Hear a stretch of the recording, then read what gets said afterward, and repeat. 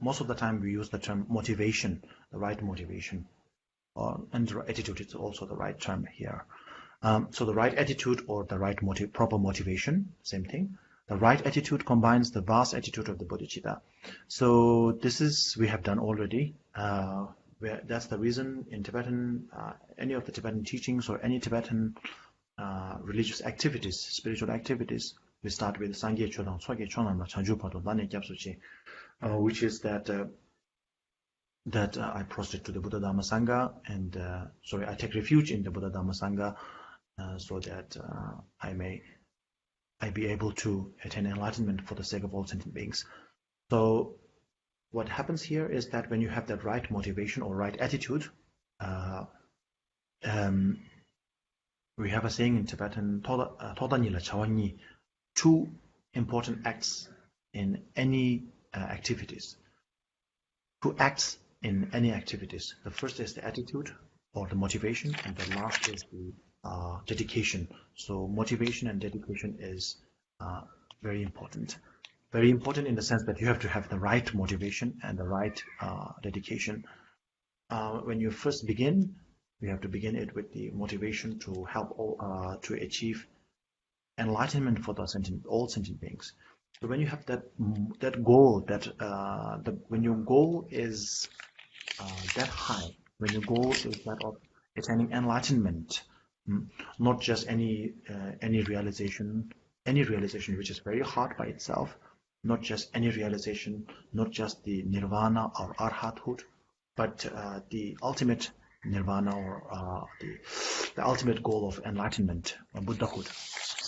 The goal itself is vast. The goal itself is very impressive.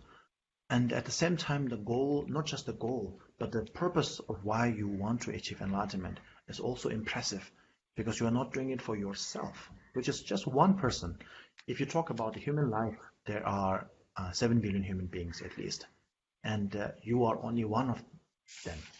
So when you work for all sentient beings, of course 7 billion human beings are there, your families are there, your friends are there, your fellow countrymen are there, earthlings are there, everyone is there. And on top of that, your favorite cat, your favorite dog, your favorite pet animal, your whatever, everything that you love and care of is all included in there.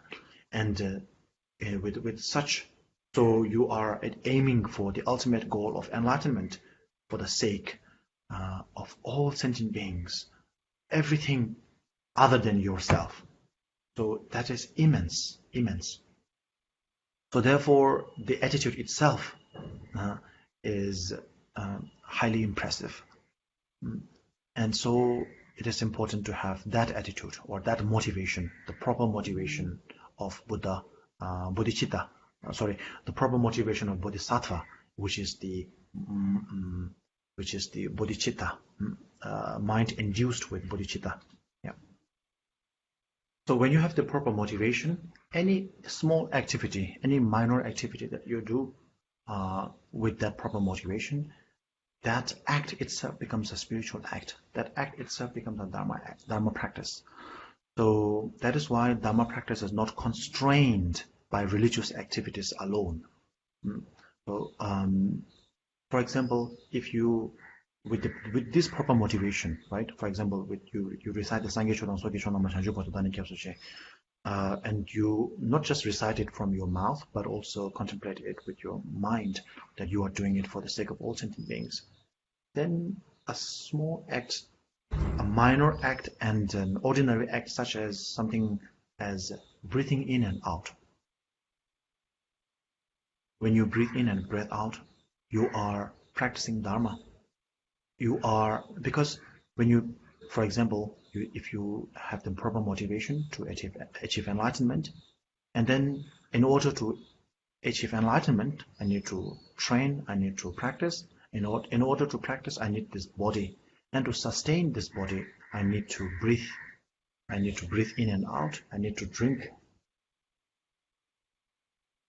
So there are so many things. Any minor activities, any ordinary activities can become a spiritual act with the proper motivation.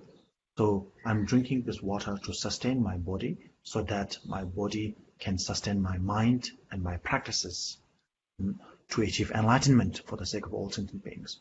Then the minor and ordinary act of drinking water and breathing in and out has become a profound practice of bodhicitta. Drinking water or breathing in and out may not be a religious practice, but it is a spiritual practice and it is a Dharma practice. It can be a Dharma practice if you are up for it.